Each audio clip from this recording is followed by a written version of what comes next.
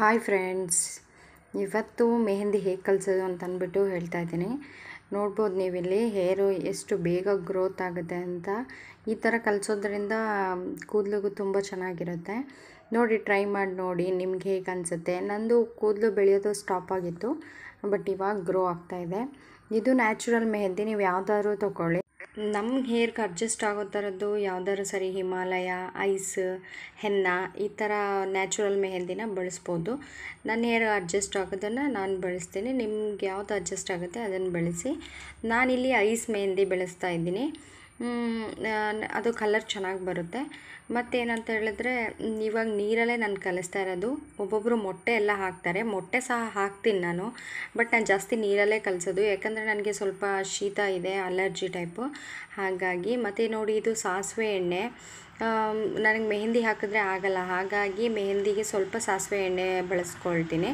ನಿಮಗೂ ಅಷ್ಟೇ, ಶೀತ ಇರೋ ಅಂಥವ್ರು ಮೆಹಂದಿಗೆ ಸಾಸಿವೆ ಎಣ್ಣೆನ ಬಳಸ್ಕೊಳ್ಳಿ, ಚೆನ್ನಾಗಿರುತ್ತೆ. ಆ ಥರ ಶೀತ ಏನೂ ಆಗಲ್ಲ. ಬಟ್ ಶೀತ ಇರೋರು ಆದಷ್ಟು ಅವಾಯ್ಡ್ ಮಾಡಿ ಅಂತಲೇ ಹೇಳೋಕ್ಕೆ ಇಷ್ಟಪಡ್ತೀನಿ. ಅಡ್ಜಸ್ಟ್ ಆದರೆ ಮಾತ್ರ ಯೂಸ್ ಮಾಡಿ. ನಾನಿಲ್ಲಿ ಕಲರ್ ಚೆನ್ನಾಗಿ ಬರಲಿ ಅಂತ ಅಂದ್ಬಿಟ್ಟು ಒಂದು ಕಂಠ ಹಾಕ್ತಾಯಿದ್ದೀನಿ. ಯಾವಾಗಲೂ ನಾನು ಹಾಕ್ತೀನಿ, ಕಲರ್ ಚೆನ್ನಾಗಿ ಬರುತ್ತೆ. ಇಲ್ಲಾಂದರೆ ಸ್ವಲ್ಪ ಮೆಹಂದಿ ಕಲಿಸ್ತೀನಿ ಅಂತೇಳಿದ್ರೆ, ಆ ಥರ ದೊಡ್ಡದು ಯಾವ್ದಾದ್ರು ಕಂಠ ಇದ್ದರೆ ಅದರೊಳಗೆ ಕಲಸಿಟ್ಬಿಡ್ತೀನಿ.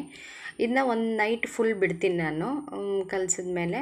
ನೆಕ್ಸ್ಟ್ ಡೇ ನಾನು 1 ಗಂಟೆ ಟೈಮ್ ಮಾತ್ರ ಅಪ್ಲೈ ಮಾಡ್ತೀನಿ. ತುಂಬ ಹೊತ್ತು ನಾನು 1-2-3 ಗಂಟೆ ಟೈಮೆಲ್ಲ ಬಿಡಲ್ಲ, ನನಗೆ ಅಡ್ಜಸ್ಟ್ ಆಗಲ್ಲ. ಹಾಗಾಗಿ ಮತ್ತು ಇದನ್ನು ಹೇರ್ನ ನಾನು ಶಾಂಪೂ ಏನೂ ಹಾಕಲ್ಲ, ಹಾಗೆ ವಾಶ್ ಮಾಡ್ತೀನಿ.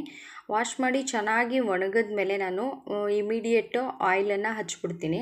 ಯಾಕಂತ ಹೇಳಿದ್ರೆ, ನಿಮ್ಗೆ ನೋಡಿರಬಹುದು, ಕೈಗೆ ಮೆಹಂದಿ ಎಲ್ಲ ಹಚ್ಚಿದ್ರೆ ಅದನ್ನು ವಾಶ್ ಮಾಡಿದ್ಮೇಲೆ ಸ್ವಲ್ಪ ಎಣ್ಣೆ ಹಚ್ಕೊಂಡ್ರೆ ಅದು ಫುಲ್ ಡಾರ್ಕ್ ಆಗುತ್ತೆ. ಯಾರಾದರೂ ಅಬ್ಸರ್ವ್ ಮಾಡಿದರೆ ನಿಮಗೆ ಗೊತ್ತಾಗುತ್ತೆ. ನನಗೆ ತುಂಬ ಹೇರ್ ಫಾಲ್ ಇದೆ, ಅದು ಕಂಟ್ರೋಲ್ ಆಗುತ್ತೆ ಅಂತ ಯಾರ್ಯಾರು ಏನೇನು ಹೇಳ್ತಾರೆ ಎಲ್ಲ ಬಳಸ್ತೀನಿ. ನೋಡಿ, ಇದು ಸೆಬಾಮೆಡ್, ಮಕ್ಳಿಗೆ ಯೂಸ್ ಆಗುತ್ತೆ, pH ಲೆವೆಲ್ ಕಡಿಮೆ ಇರುತ್ತೆ ಅಂತಾರೆ. ಬಟ್ ಏನೂ ವರ್ಕ್ ಆಗಲ್ಲ ಫ್ರೆಂಡ್ಸ್, ಸುಮ್ಮನೆ ತೊಗೊಂಡಿದ್ದು, ಸುಮ್ಮನೆ ಕಾಸ್ಟ್ಲಿ ಅಷ್ಟೇ. ಆದರೆ ಏನೂ ವರ್ಕ್ ಆಗಲ್ಲ, ನನಗೇನೂ ವರ್ಕ್ ಆಗಲಿಲ್ಲ. ಅದೇನೋ ಸ್ಟಾರ್ಟಿಂಗು ಇನ್ನೂ ಅಡ್ಜಸ್ಟ್ ಆಗಿಲ್ವಾ ಅಂತ ನಾನು ಬಳಸೋಕೆ ಹಿಡಿದು ಒಂದು 15 ಡೇಸ್ ಆಯಿತು ಅಷ್ಟೇ. ಬಟ್ ನನಗೆ ಹೇರ್ ಫಾಲ್ ಕಂಟ್ರೋಲಿಂಗ್ ಆಗಿಲ್ಲ. ನೋಡೋಣ. ಬಟ್ ನಾನು ಏನೇ ಬಳಸಿದ್ರೂ ಅದು ಕೂದಲು ಬೆಳವಣಿಗೆ ಆಗ್ತಾಯಿದೆ ಬಿಟ್ಟರೆ ಕೂದಲು ಉದ್ರೋದು ಕಡಿಮೆ ಆಗ್ತಾಯಿಲ್ಲ. ಹಾಗಾಗಿ ಈ ಶಾಂಪೂ ಬಳಸ್ತಾ ಇದ್ದೀನಿ. ನೋಡೋಣ, ಇನ್ನೊಂದು ಸ್ವಲ್ಪ ದಿನ ಬಳಸಿಬಿಟ್ಟು ಮತ್ತೆ ರಿಸಲ್ಟ್ ಹೇಳ್ತೀನಿ. ನೋಡಿ, ನನಗೆ ಹೇರ್ ಕಲರ್ ಈ ಥರ ಬಂದಿದೆ.